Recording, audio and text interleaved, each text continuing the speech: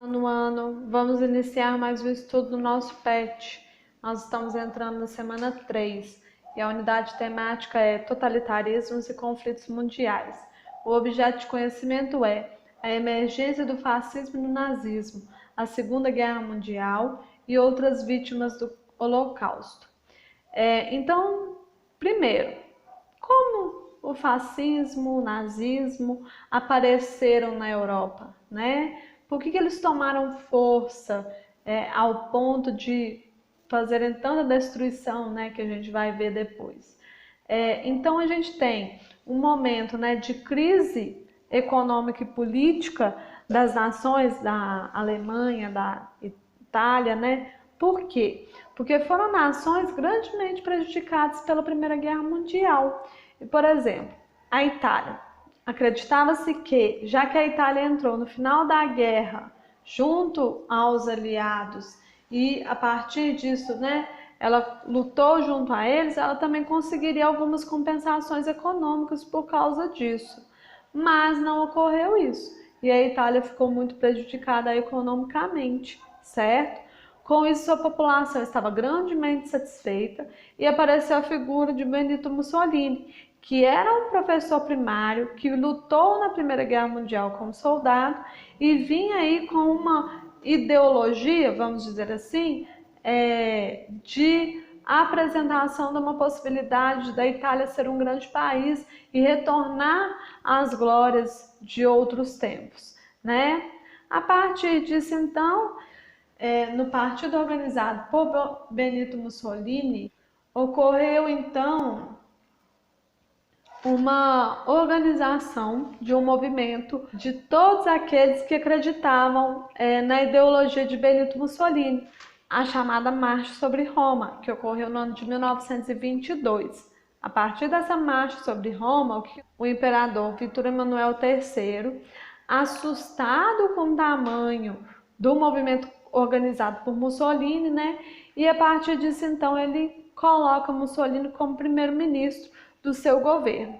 Com Mussolini no primeiro-ministro, né? Ele passa, então, dar vazão às suas ideias e aí, por exemplo, fecha sindicatos, organiza diversos movimentos dentro da Itália que foram repressores de outras ideias e buscando o quê? Organizar um grande nacionalismo na Itália, né? O expansionismo da Itália e também a xenofobia, que é o quê? O preconceito contra aqueles que são do exterior, contra aqueles que são de outras partes que não sejam da Itália. Com isso, nós temos, né, essas medidas e também medidas centralizadoras no governo. E quando Vítor Emanuel III morre, Benito Mussolini assume o poder como governante máximo.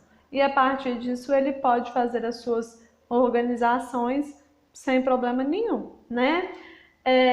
Nós podemos pegar como referência para entender um pouco dessa época vivida, né, na Itália, o filme A Vida é Bela, certo? Se vocês tiverem a oportunidade de assistir, é uma boa pedida para você entender um pouco melhor como é que estava a Itália nessa época.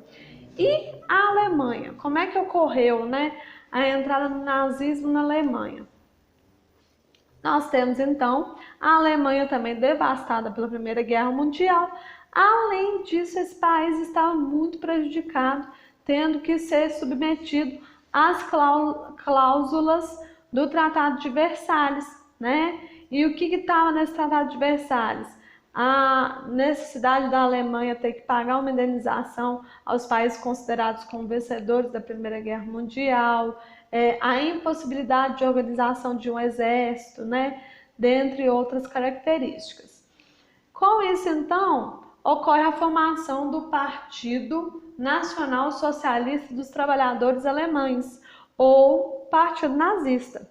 E aí Hitler ingressa nesse partido, né, e a partir disso ele também se organiza dentro e ele organiza uma ideologia, né, a partir da qual havia o antissemitismo, que é o ódio contra os judeus, além do preconceito extremo contra negros, ciganos, testemunhas de Jeová e outros grupos que são considerados inferiores, exteriores da Alemanha, né? Em 1923, Hitler tentou um golpe de governo junto ao Partido Nazista, só que ele foi fracassado. Nesse ano, então, Hitler acaba sendo preso e na prisão ele escreve o Mein Kampf, o livro Minha Luta, certo? Esse livro ele vem com as principais ideias do nazismo. Em 1925, Hitler é liberto e a partir disso ele busca ingressar no governo alemão, mas por meio das eleições. E aí ele acaba conseguindo, sendo então, em 1933, nomeado primeiro-ministro, certo? Isso porque nas eleições de 1930 ele havia se candidatado e aí ele conseguiu vencer. Em 1934, o presidente Hindenburg morre e a partir disso Hitler assume o governo. Com essa ascensão ao governo, o que Hitler faz? Aproveita para colocar em prática todas as suas ideias do nazismo, certo? E aí o que nós temos? Um governo altamente autoritário, mas que institui um nacionalismo da população, ou seja, a população acha que o país é o máximo e que tem que defender o país a todo custo, certo? Dentre outras características. E aí a gente sabe que no governo Hitler nós temos a perseguição àqueles grupos já citados anteriormente, negros, homossexuais, ciganos, testemunhas de Jeová e outros, né, que eram considerados pessoas de fora da Alemanha, que prejudicaram o governo alemão, né? A partir disso, então, nós temos um exército muito fiel a Hitler, uma população ariana, né? Ou seja, alemã, muito fiel a Hitler também, que aceitou a organização das atrocidades dentro do nazismo. E aí, dentro das atrocidades cometidas pelo nazismo, a gente tem os campos de concentração, que são aqueles locais em que os judeus, né, eram confinados para trabalhar e depois, muitas vezes, morriam porque precisava esvaziar o campo e matava-se, ou então eram utilizados para as experiências, certo?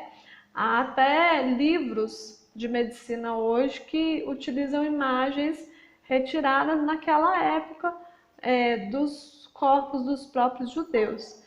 E se alguém que tiver curiosidade de assistir algum filme para entender melhor sobre a situação da Alemanha na época, nós temos A Lista de Schindler, também nós temos O Menino do Pijama Listrado, que é um bom filme e infelizmente nós não estamos tendo aula presencial, mas todo ano eu passo para os 9º anos. Outro filme muito interessante que a gente tem sobre essa época, coloca um pouco sobre essa cegueira da população alemã, né, por causa da ideologia nazista, é O Leitor, certo? São ótimos filmes que, se vocês, né, tiverem a oportunidade e quiserem, podem assistir. Então, 9º ano, até mais. Espero que tenha ajudado na organização das respostas das atividades da semana 3 do nosso PET, certo? Realizem essas atividades, me enviem por e-mail, se possível, e utilizem o WhatsApp para contato comigo no caso de dúvidas. Outra coisa, futuramente vou tentar implantar entre nós a comunicação pelo Conexão Escola do governo de Minas Gerais. Eu ainda estou conhecendo essa ferramenta, então se alguém também tiver curiosidade, entra lá no site do governo de Minas Gerais e acessa o Conexão Digital do governo para a gente poder conhecer um pouco, certo? Então até a próxima!